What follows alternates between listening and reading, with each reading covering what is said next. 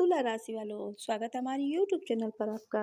दोस्तों, आपका दुख देखकर भी आपके पितृ देवता भी रो पड़े हैं। इसलिए दोस्तों, उन्होंने भेजा है एक बड़ा शुभ संदेश। अब आपकी ये जिम्मेदारी है कि आप इस शुभ संदेश को देखें और ये समझें कि आपके पितृ देवता आपसे क्या कहना चाहते हैं। इस बात को जल्द से जल्द समझ लें। एक बात तो निश्चित है, आपके पितृ देवता आपके जीवन में कुछ बड़े बदलाव लाना चाहते हैं। आपके जीवन में चल रही कष्ट, परेशानियां, तमाम मुश्किलों का अब अंत करना चाहते हैं। तो ऐसे में जब वे आपसे कुछ कहना चाहते हैं, कुछ संदेश दे रहे हैं, तो आपका यह धर्म है, आपकी यह जिम्मेदारी है कि आप इस संदेश को समझें और पितृ आपसे क्या कह रहे हैं, क्या चाह रहे हैं, इन सब बातों को समझ करके अपने पितृ देवता का मान बढ़ाएं। यदि आप यह कार्य कर पाने में सफल रहते हैं तो निश्चित रूप से हम गारंटी से कहते हैं कि आप माला माल हो जाएंगे।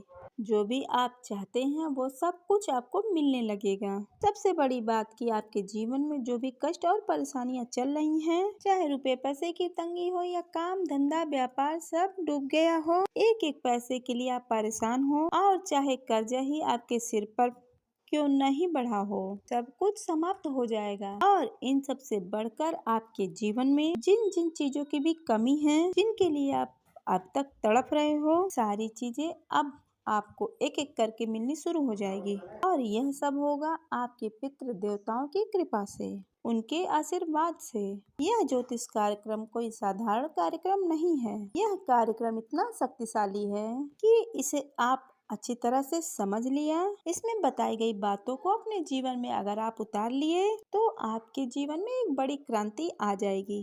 यानी कि आपके जीवन की जो परिस्थितियां हैं वो कुछ ही दिन में बदल जाएगी। आपका जीवन जैसा आप चाहते हैं वैसा ही चलने लगेगा और यह सब कुछ होगा आपके अपने पितृ देवताओं की कृपा से, उनके आशीर्वाद से। हमारे देसी भाषा में एक कहावत है, सकल पदार्थ है जग माही, कर्महीन नर पावत नाही। इसका मतलब यह है, संसार में सब कुछ मौजूद है, सुख संपत्ति धन वैभव, रिश्ते नाते, प्यार मोहब्बत, ईश्वर की कृपा आशीर्वाद सब कुछ मौजूद है। लेकिन जो कर्महीन होते हैं उन्हें कुछ भी हासिल नहीं हो पाता है। तब सवाल यह उठता है कि कर्महीन लोग कौन से होते हैं। कर्महीन से ऐसे लोगों से मतलब कहा गया है कि जो जड़ बुद्धि के होते हैं, यानी कि वे जिस बात पे अड़ जाएं उसे ही सच मानने लगते हैं। फिर दुनिया में उन्हें कोई बात समझ में नहीं आती है, ना ही फिर उन्हें कोई समझा सकता है। कहने का मतलब यह है कि ऐसे अज्ञानी और अड़ियल लोग जो अपनी बात को ही सच मानते हैं, बाकी दुनिया में उनके लिए सब कुछ झूठ है। तो जब यह मान बैठते हैं कि दुनिया में तो खाली कष्ट ही कष्ट है, यहाँ तो जन्म खाली दुख पाने के लिए ही होता है, यहाँ कोई इंसान सुखी नहीं है, तो बस इसी धारणा को पकड़कर जब वो जीवन में आगे बढ़ते हैं तो फिर क्यों चाहे कितना कोई उनको समझाता रहे कि जीवन में सुख कैसे प्राप्त किया जाता है, कामयाबी कैसे मिलती है, उन्हें कुछ भी समझ में नहीं आता है। जब फिर कामयाब लोगों को वह देखने लगते हैं तो फिर कहने लगते हैं, यह सब सौभाग्य का खेल है, किस्मत से सब उन्हें मिल गया है, ये सब भाग्य का खेला है, सबको नहीं मिलता है, जिसका जिसमें भाग्य होता है वैसा ही मिलता है। ऐसे लोगों को हम कर्महीन कह सकते हैं, जो कभी भी जीवन में कुछ भी हासिल नहीं कर सकते, हमेशा दुखी रहते हैं और भगवान के द्वारा दी गई किसी भी चीज को वह इस धरती पर नहीं भोग पाते हैं। इसी से मिलती जुलती बात हमारे शास्त्रों में भी कही गई है। आपको बता दें कि किसी मूर्ख को समझाया जा सकता है बड़ी ही आसानी के साथ, विद्वान को और भी सरलता के साथ समझाया जा सकता है, लेकिन किसी अल्पज्ञ को किसी मिथ्या ज्ञान का अभिमान हो जाता है, उसे तो स्वयं ब्रह्मा जी भी नहीं समझा सकते। अब ये सारी बातें हम आपको इस समय क्यों बता रहे हैं, इसका बहुत बड़ा कारण है, जब भी हम कोई विशेष ज्ञान वर्धक कार्यक्रम हम आपके लिए लेके आते हैं, जो बहुत सारे ऐसे लोग हैं जो प्रशंसा करते हैं और उन बातों को मानते हैं और जीवन में उतारते हैं और उपायों को भी करते हैं और उनके जीवन में कई कष्ट कटने लगते हैं और मनुष्य सुखी होने लगता है। लेकिन कुछ अल्पज्ञ ज्ञान अभिमानी लोग होते हैं, ये ज्ञान भरी बातें शास्त्र मुक्त ज्ञान उनको बेकार सी लगती है, फिर चाहे वो लोगों के साथ गप्पे हाँकने में समय क्यों न बर्बाद करे, इसकी उसकी चुगली करने में या नकारात्मक बातों में बिता दे, यह सब उसको सही लगता है। यदि अगर ज्ञान की बातें कोई कर रहा है, जीवन को बदलने की बात कर रहा है, जीवन को सदमार्ग पर लाने की बात कर रहा है, तो वह सब फालतू बातें हैं। ऐसे में बोलते हैं सीधे पॉइंट की बातें बताइए।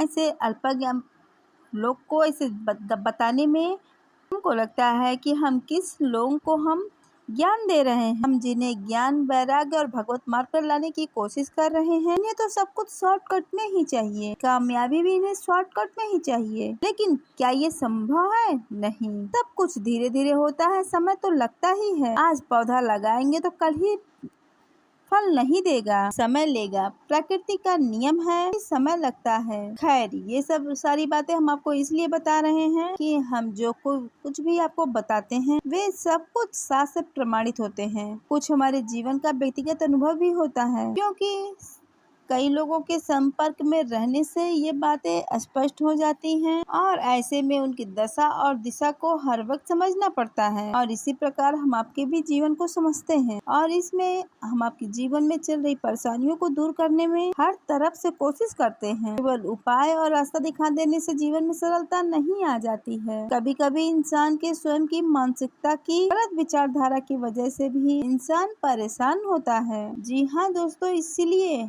हर बात को गहराई से इसलिए समझाया जाता है ताकि न केवल आप जीवन में कुछ अच्छा हासिल कर सके, बल्कि आपका जीवन में चौमुखी आध्यात्मिक विकास भी हो सके। तो इतनी सारी बातें जीवन में हम केवल आपको इसलिए बताई आप हमारी भावनाओं को समझें। हम यहाँ पर पैसे कमाने के लिए नहीं बैठे हैं और बहुत सारे मार्ग हैं, बहुत सारे तरीके हैं। यह हम केवल इसलिए कर रहे हैं कि माता रानी के आशीर्वाद से, उनकी कृपा से आप सभी लोग हमारे संपर्क में आ चुके हैं। इसलिए शायद माता रानी की कृपा से आपके जीवन में हमारे माध्यम से किसी भी प्रकार से सकारात्मक बदलाव आए और आपके दुखों का नाश हो और आपके जीवन में सरलता आए। न केवल आपको सुख प्राप्त हो, बल्कि आपको आध्यात्मिक उन्नति भी हासिल हो। आपका मन भगवान की भक्ति में लगे, जीवन में ज्ञान और वैराग्य की उत्पत्ति भी हो। चलिए दोस्तों, आज के मुख्य विषय को शुरू करते हैं। आपको बता दें, पितृ देवताओं के द्वारा भेजा गया वह संदेश जो आपके जीवन में बदलाव लेकर आने वाला है। साथ ही साथ जब अपने आप पितृ देवता के संदेश को समझ लेंगे और जान लेंगे तो आपको कौन से जरूरी बदलाव है जो आपके जीवन में लेकर आने हैं, ताकि पितृ देवता आपसे हमेशा प्रसन्न रहे और आपको आशीर्वाद देते रहें। कार्यक्रम बहुत ही ज्ञानवर्धक है और आपके जीवन में निश्चित ही क्रांतिकारी बदलाव लेकर आएगा। बस इसे दोस्तों आपको अंत तक देखना है। यही हमारा आपसे निवेदन है, तभी हमारा मेहनत भी सफल होगा और माता रानी के प्रति हमारी भक्ति भी कामयाब रहेगी। चलिए दोस्तों, इस कार्यक्रम की शुरुआत करते हैं, लेकिन इससे पहले माता रानी को आभार आप जरूर व्यक्त करें। हम यहाँ से विचारों से आभार व्यक्त करते हैं, आप वहाँ से कमेंट में लिख कर करिए। कमेंट बॉक्स में आप लिखिए, जय माँ भद्रकाली कृपा करो। माता रानी आपके ऊपर पूरी कृपा और पूरा आशीर्वाद बना कर रखेंगी। इसी के साथ साथ दोस्तों, हम ये चाहेंगे कि अगर आप मेरे इस चैनल पे नए हैं तो मेरे चैनल को जरूर सब्सक्राइब कीजिए। अगर आप सब्सक्राइब का बटन दबाते हैं तो आप ऐसा करने मात्र से माता रानी के भी दिव्य परिवार के सदस्य बन जाएंगे और सीधा माता रानी का आपके ऊपर आशीर्वाद बना रहेगा। तो दोस्तों, आपको बता दें, पितरों ने आपके लिए कौन सा बड़ा संदेश भेजा है। यह जानने से पहले आपको यह जानना आवश्यक है कि पितृ आपसे संपर्क किस प्रकार से करते हैं। तो गरुड़ पुराण के अनुसार पितरों के संपर्क करने के 3 मुख्य माध्यम होते हैं, जिनमें से स्वप्न सबसे बड़ा माध्यम है। यानी कि पितृ आपको कुछ भी संदेश देना चाहेंगे, कुछ भी बताना चाहेंगे, तो सबसे पहले आपको आपके सपने में आकर किसी भी प्रकार का संकेत देंगे, चाहे वह आपके जीवन के बारे में अच्छी घटना है या बुरी घटना है। यदि आपके पितृ देवता सहाय है तो आपके जीवन में कुछ भी बुरा होने से पहले आपको संकेत देंगे। दोस्तों, पितृ आकर सपने में संपर्क करते हैं। यह संपर्क सूत्र होता है पितरों के लिए। अब दूसरा संपर्क सूत्र क्या है, जरा इसे ध्यान से सुनिए। अब ऐसा होगा कि अचानक से आपके घर के बड़े बुजुर्ग आपके विषय में बोल उठेंगे, जैसे कि आपके जीवन के बारे में कुछ भविष्यवाणी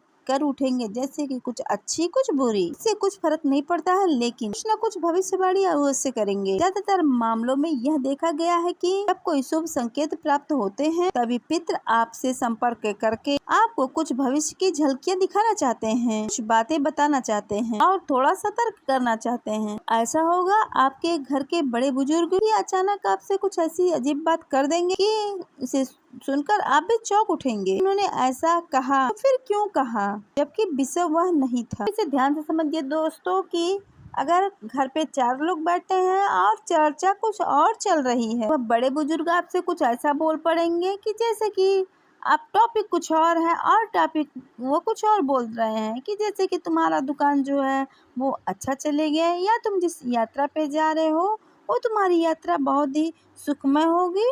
यानी कि आपको सुनकर कुछ आश्चर्यचकित होंगे कि टॉपिक क्या चल रहा है और क्या बोल रहे हैं और इतना दृढ़ विश्वास के साथ ये क्यों कह रहे हैं। यह भी दोस्तों एक पितरों का संपर्क सूत्र है। घर के बड़े बुजुर्गों से वो ऐसा कुछ शब्द निकलवाते हैं जो भविष्य के लिए संदेश होते हैं। और तीसरा संपर्क सूत्र, यह संपर्क सूत्र नींद में मिले संकेतों जैसा ही होता है।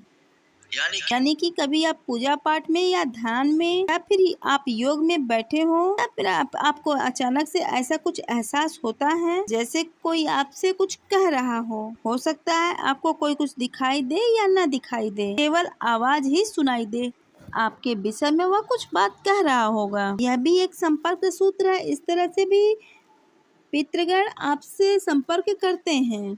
आने वाले 3 से 5 दिनों में 3 दिनों में से आपके अंदर कुछ एक घटना घटेगी, यानी कि इनमें से कभी किसी न किसी एक सूत्र के माध्यम से आपके पितृ आपसे संपर्क करेंगे, आपके जीवन के बारे में कुछ विशेष और कुछ महत्वपूर्ण बातें बताएंगे। इसी के साथ साथ आपके पितृ आपसे प्रसन्न हैं, कुछ संकेत आपको देते हैं। अब पितृ देवता सीधे तौर पे तो आपके सामने प्रकट नहीं हो जाएंगे, अब वे भौतिक संसार से बहुत दूर जा चुके हैं, ऊर्जा स्वरूप बन चुके हैं, वायु तत्व प्रधान हो चुके हैं। तो आपको वह प्रसन्न होने के कई संकेत कैसे देंगे, तो यहाँ पर आप ध्यान से समझिए। यानी कि आपके घर में कोई तितली अचानक से उड़कर आएगा, कुछ समय तक आपके घर में रुककर और वह वापस चला जाएगा।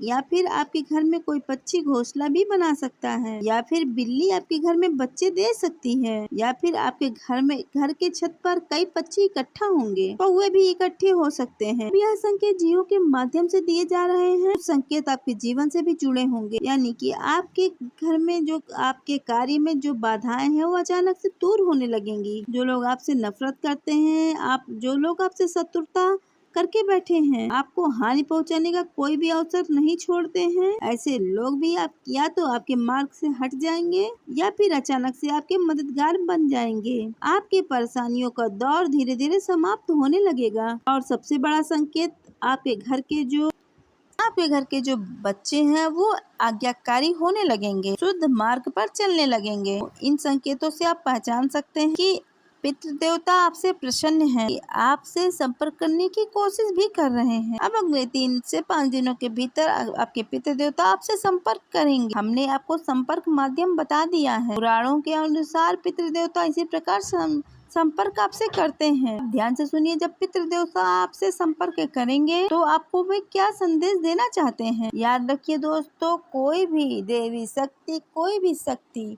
बिना मतलब के आपसे संपर्क नहीं करेगी और ना ही उन्हें कोई इसकी आवश्यकता है। तो आपकी भक्ति, आपके प्रयास, आपकी मेहनत कठोर हो जाती है, मतलब कि ज्यादा प्रबल हो जाती है, तभी दिव्य शक्तियाँ रिझती हैं। जब दिव्य शक्तियाँ रिझती हैं तब आपसे वे संपर्क करती हैं। यही शास्त्रों का ज्ञान है। दिव्य शक्तियाँ रिझती हैं तो केवल और केवल आपके प्रयासों से।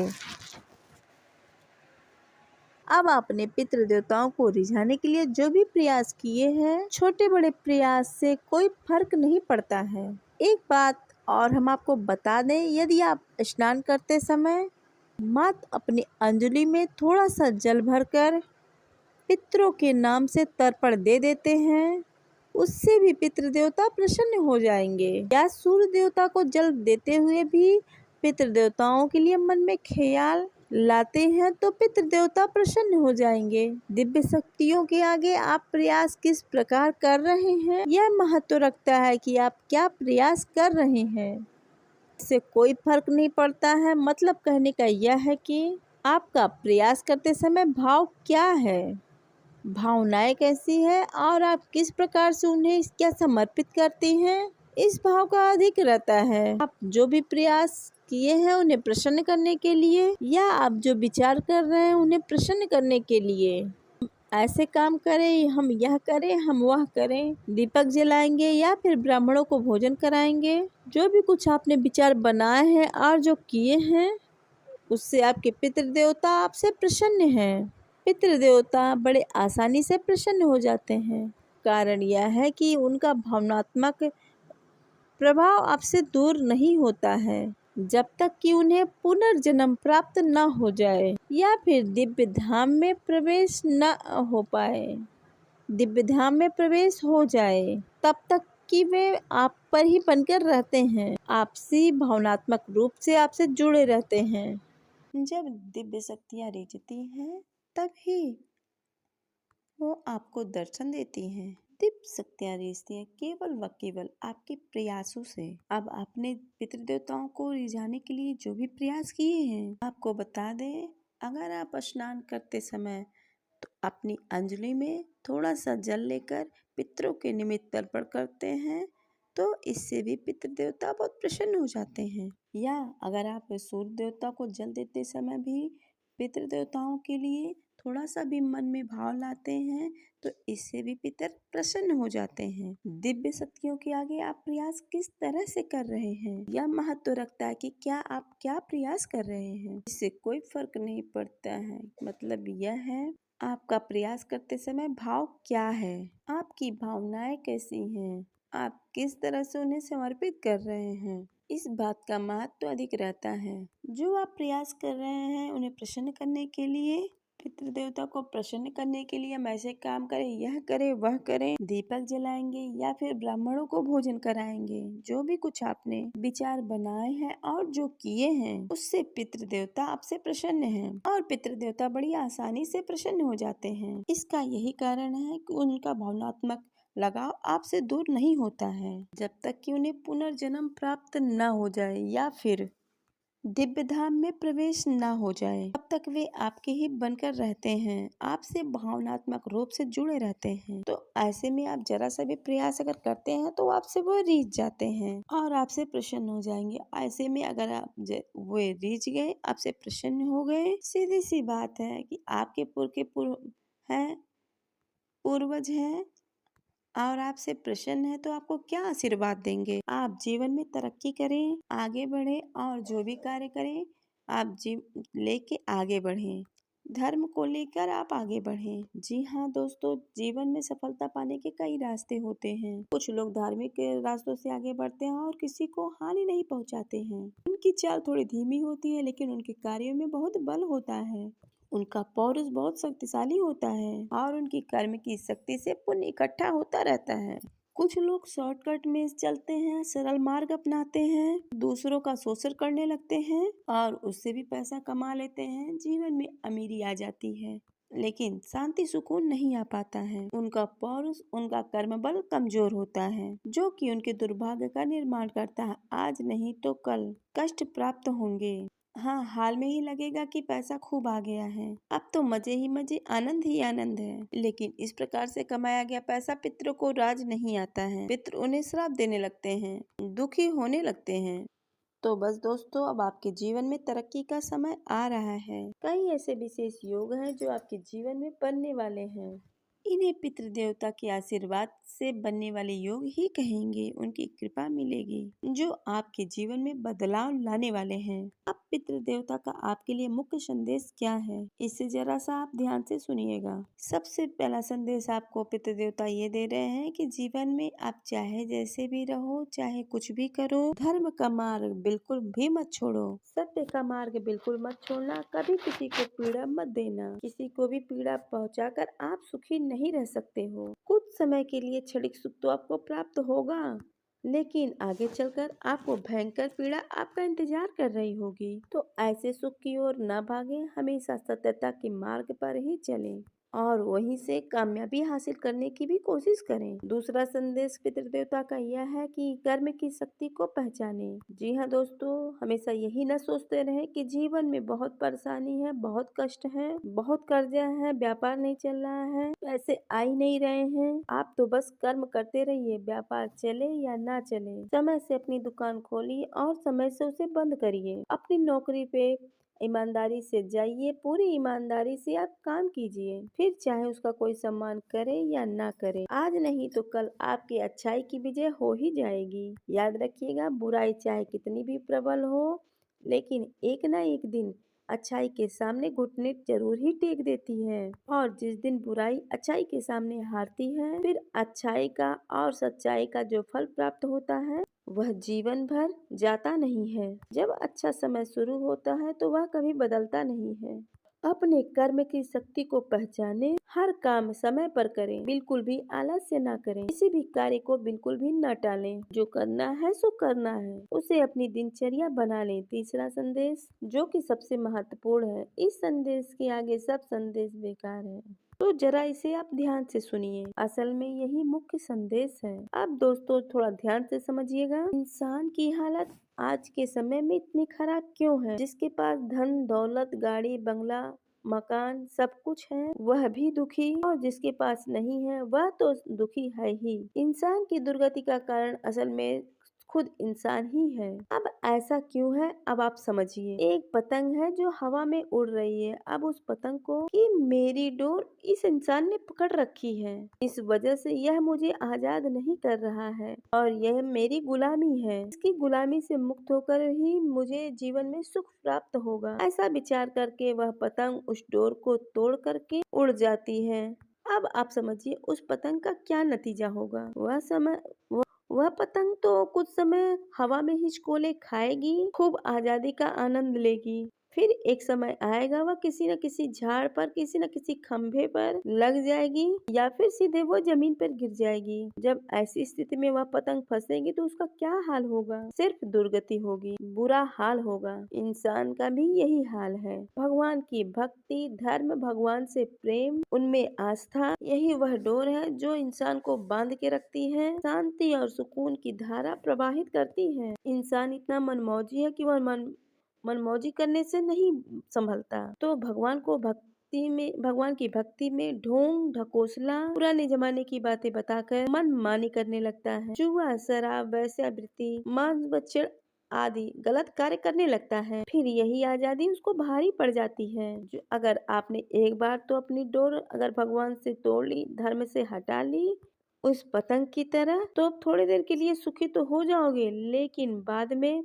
आप इस धरती पर हिचकोले खाओगे ही। तो दोस्तों आपको अपनी डोर नहीं तोड़नी है। यही आपके पितृदेवता आपसे कहना चाहते हैं। यही पितृदेवता समझाते हैं, कहते हैं कि आपको आपकी जो आराध्य देव है उनसे आप लगाव बना कर रखिए। जिसकी भी आप पूरे भाव से पूजा करते हैं, चाहे वो भोलेनाथ हो, चाहे वो माता दुर्गा हो, चाहे भगवान नारायण हो, और चाहे हनुमान जी हो, चाहे श्री राम हो, किसी की भी आप पूजा करते हैं, पूरी श्रद्धा भाव से, पूरे भक्ति भाव से उनकी पूजा पाठ आप अवश्य करिए, क्योंकि यही वह डोर है जो आपको बांध के रखे रहती है और आपके जीवन में शांति और सुकून लेकर आती है, जिसकी इस संसार में बहुत अधिक कमी हो चुकी है। अब आपको हम सबसे बड़ी बात बताते हैं कि भगवान से आप कैसे डोर बना सकते हैं। वैसे पूजा पाठ तो लगभग सभी करते हैं। यदि अगर आप पूजा पाठ संकल्प के साथ करें, महीने में या वर्ष में कुछ अनुष्ठान आप अवश्य करा लिया करें, उससे आप देवी देवताओं से और मजबूती के साथ आप जुड़ जाते हैं। अनुष्ठान का मतलब हम यहाँ पैसा खर्च करने की बात नहीं कर रहे हैं। कुछ इस प्रकार के अनुष्ठान कर सकते हैं, जैसे कि आप हनुमान जी का 11 दिन का 11 हनुमान चालीसा का संकल्प ले सकते हैं। ये भी अनुष्ठान ही कहलाएगा। अब अनुष्ठान का मतलब होता है खुद से किया गया प्रयास, सरल प्रयास। इसमें आपकी मेहनत लगेगी और दिव्य शक्तियाँ आपसे प्रसन्न होंगी। तो आप ये कर सकते हैं कि मंगलवार से यह काम शुरू करके 11 हनुमान चालीसा का पाठ करें और अंत में बजरंग बाण का पाठ करें। यह कार्य आप हनुमान जी के मंदिर में ही जाकर संकल्प लेकर करें तो अति उत्तम रहेगा। पहले दिन आप जब कार्य करें तो संकल्प लेकर करें। हम आपको गारंटी के साथ कहते हैं, भीषण से भीषण परेशानी, तंगी जो भी कुछ रहेगा वो आपका कुछ ही दिनों में समाप्त हो जाएगा। हनुमान जी की प्रचंड शक्ति मक्खन की तरह सारी परेशानियों को काट देगी। हमारा खुद का अनुभव है, माता भद्रकाली और माता दुर्गा में इन आपका साथ देंगी। इसी तरह से आप भोलेनाथ का भी कर सकते हैं। 11 पंचाक्षरी माला का जाप का संकल्प लेकर आप कई दिनों तक कर सकते हैं। इसी तरह आप माता भद्रकाली का या माता बंगलामुखी का, जिसके भी प्रति आपका भाव है, उनका संकल्प लेके उस माला का जाप आप कर सकते हैं। उनके लिए आप कोई अनुष्ठान महीने में, 2 महीने में, 3 महीने में, 4 महीने एक विशेष अनुष्ठान आप अवश्य कर लिया करिए। शुभ घड़ी और मुहूर्त को देखकर अनुष्ठान प्रारंभ कर लीजिए। आप देवी देवताओं से बहुत मजबूती से आप जुड़ जाएंगे। फिर आपको दिखेगा कि आपके जीवन में कष्ट आ रहा है, लेकिन वह कब चला जाएगा आपको पता भी नहीं चलेगा। दिव्य शक्तियाँ इतनी मजबूती से आपकी सहायता करती हैं कि आप सोच भी नहीं सकते हैं, बशर्ते कि आपको उनसे जुड़ना होगा। आप केवल जय जगदीश आरती कर लीजिए और जय बजरंगबली, जय श्री रामचंद्र जी बोलकर भी इतने से काम नहीं चलता है। अनुष्ठान से भाव दिखता है, मेहनत दिखता है और उसी से दिव्य शक्तियाँ आकर्षित होती हैं। और एक बार जब देवी देवता आपसे जुड़ जाएंगे, आपसे जुड़े तो हैं, लेकिन जब आपसे आकर्षित हो जाएंगे, आपके ऊपर उनकी विशेष कृपा, उनकी विशेष छाया हो जाएगी, तो पितृ देवता आपके ऊपर हर वक्त 24 घंटे आपके सहायक रहेंगे। याद रखिएगा कि पितृ देवता आपके जीवन के सबसे बड़े रक्षक हैं और सबसे पहले रक्षक हैं। लेकिन याद रखिएगा, आप रक्षा करने के लिए, पितृ देवता को रक्षा करने के लिए आप मजबूती प्रदान करेंगे, यानी आप अपनी साधना को बनाए रखेंगे। इन कार्यों से पितृ देवता भी ऊर्जावान होते हैं और आपको भी बल मिलता है। जो बातें हमने आपको बताई, आपको जो संकेत मिले हैं, वे आपको 3 से 5 दिनों में मिलेंगे। इन संकेतों को क्या करना है हमने इस बारे में भी आपको बता दिया है। अगर आपको कोई संकेत मिले तो हमें कमेंट करके आप अवश्य बताइएगा। आपको सुनने में भी बड़ी उत्सुकता रहेगी। हो सकता है कुछ लोगों को यह संकेत भी ना भी मिले, क्योंकि सब एक जैसे लोग नहीं होते हैं। कुछ लोग गलत कार्य करके पितृ देवताओं को नाराज भी कर देते हैं, तो उन्हें कोई संकेत नहीं मिलेंगे। उन्हें तो अपने में भूत प्रेत सांप कुछ डरावनी चीजें ही दिखाई देती हैं। सोने में बेचैनी रहेंगी, नींद भी पूरी नहीं ले पाएंगे, बस यही उनके संकेत हैं। तो मित्रों, जो ये सब बातें हमने बताई आपको, आप अपने जीवन में इसको उतारिए।